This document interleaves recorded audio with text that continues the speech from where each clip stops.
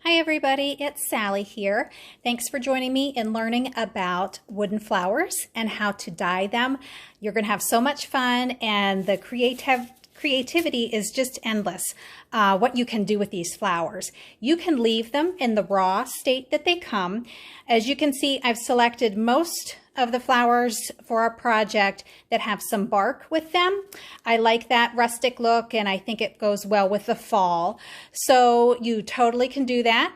If you want to color them, I'm going to show you how the bark will react a little bit differently than just the plain ivory. So if you've never felt or worked with wooden flowers before, they are all handmade out of thin strips of the stalk of plants and the bark of plants, and they are all hand tied together. So you want to be careful. Just leave those strings in place. When we get ready to glue them down, if there's any that are too long, we can always shorten them. But that's what's holding the flower together. I'm going to show you two techniques today. One is called dip dyeing, and it is the quickest, easiest way to get down into all these little nooks and crannies with one color of dye. We're using paint to dye the flowers with, and any type of paint will work. I've used fabric paint, I've used acrylic paint, chalk paint, latex paint. I've even used food coloring. So whatever you have around the house already on your hands that you like the color of for this project, go ahead and use that. So the rose that I sent has a little bit of bark in the center. It's really pretty alone. If you choose a darker shade like this red, you're probably not going to see it, but a lighter shade might show the center bark of these two smaller flowers. This one's bark is a little bit thicker. It's a little more prominent through the flower. Chances are when you dye this one, it will give you a two-toned effect, unless you choose to leave it raw. So we're going to do some dyeing with those today. This is one I did earlier with a blue fabric paint, and you can see how the bark doesn't really take the dye so much like the ivory does. This one I allowed to dry, and then I went back and I wanted to paint that center just a little bit differently. All the flowers look a little bit different. You can see these ones are sized a little bit different. Their centers are a little bit different, and that's because each are handmade. So if you want to change the center a little bit, you're just going to allow your flower to dry and then come back with straight paint. No need to dilute the paint that you want to detail the center with. You will allow these to dry at least overnight. On a paper towel is fine. I've been using a baking rack, but then of course you can't use it again. So as it dries, every few hours I might just come along and just pick it up to make sure it's not sticking to the paper towel or something like that. So let's go ahead and get started. You're just going to use a piece of plastic Tupperware dish. A solo cup is fine. But because you're not dyeing many flowers at once, I would estimate just a quarter cup of water. And then I grabbed an acrylic paint because I thought that's probably what a lot of you are going to use. This is the Apple Barrel in Golden Sunset that I got from Walmart, so shake your paint. And I usually do about 2 parts water to about 1 part paint, but I'm going to show you how to test your color, and also if you want to change your color's depth, if you want it darker, you're going to add more paint. If you want it lighter, you're going to add more water. I am using rubber gloves today, or latex gloves. You do not have to do that. Plenty of times I have just put my hands right in there, but your hands will get in the paint. And you want to make sure that you mix it thoroughly. No matter what kind of paint you use, it will settle. And you want to take a minute to go ahead and mix that thoroughly.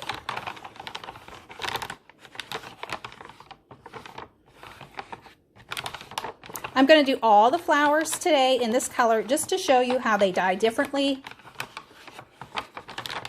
The daisy, I'm actually not going to dip in here. I'm going to show you a different technique that you can do with that one if you want.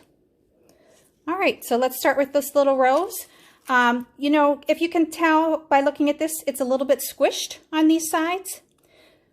We can fix that when we dip dye it. I usually use a warm water to start with, but knowing it's going to go to room temperature is just fine. So I'm just getting it in there, And when you have a rose especially, they're easy to manipulate the petals, especially if the water is a little bit warm. The wood becomes pliable when it's wet. So give yourself a minute to get it wet.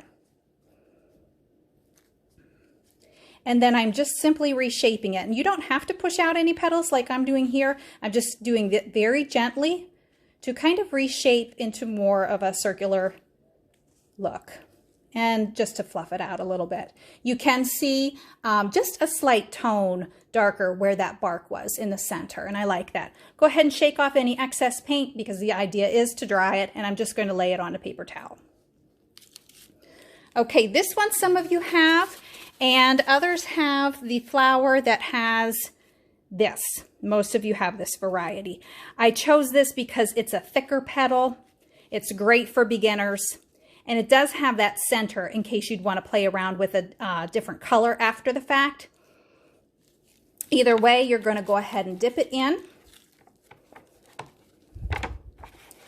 If you're using acrylic paint or if you're using chalk paint, you might find when these flowers are dry that the ends of them might become just a little bit fragile, a little bit brittle. You want to be careful when you're crafting with them. There are things you can do to add to the mixture and things like that, but really for home decor crafts, you're fine just to go with the straight paint and water. Just be aware if that texture bothers you, different paints will react differently. And also the flower type affects how they will feel when they're dry too. So with this one, I'm going to look closely to make sure I've gotten all the white spots. As this dries, if any of those petals separate a little bit more, I might see some white down in there. In that case, if you just leave your paint mixture overnight until you know these are dry, you can always dip in with a detail brush and go in between the petals and touch that up. If you would happen to break a petal, you'd want to, touch it up as well. So we're going to see how these ones come out in this shade with the bark. I'm happy with this amount of paint ratio to water that I have. I really like the color. I could certainly, I think, go lighter by adding some more water. So this little guy hardly had any bark on him at all. If I had a more watered down version of this color, you would see that bark a little bit stronger. And then this one with the thick bark.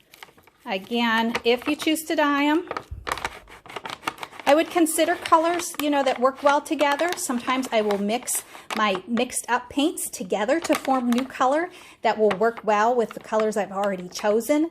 If you are incorporating any types of leaves or greenery or berries, you'll want to have that all laid out for you first before you, choose what colors are going to work well with what you've got going on. If you have any questions on coloring, feel free to post, and I'd be glad to help you answer those questions. Okay, so look how pretty that is.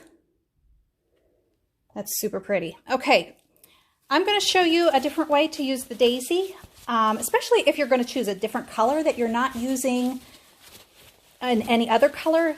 It helps you not to use as much paint. So I'm going to take my gloves off because I'm actually not going to dip it.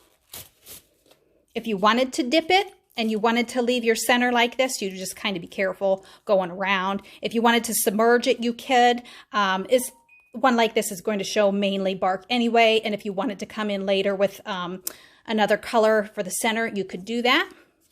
But if you just want to mix up like a tiny bit of paint for one flower, this one is fine to paint with a detail brush. So when you're painting with a detail brush, you still want to make sure that your paint is diluted. You don't want to come in onto the petals with just straight paint. You can do that on the bark center afterwards. These daisies have 2 layers and they will start to separate when it's dry. So just try to get a little bit of paint down in. And I would also do the back side. Even though this will be glued down flat, if you see some of the petal edges from the sides of your project, you will want them to be painted as well. Then I'm going to show you how to do a 2-tone effect on this daisy. This could be made into a sunflower. This could be made into a coneflower. You could keep it a daisy just by keeping it raw and then painting that bark center yellow. whatever flowers you like. A Gerber daisy, you could do all kinds of pretty colors with. Okay, so I'm just gonna tip it over real quick and get my back side. And in between where the petals meet, because that might tend to separate and show some ivory color when it's drying. And this is just a technique that you can use on certain types of flat petaled flowers like this, but ones that have a lot of petals, it's much better to dip dye it.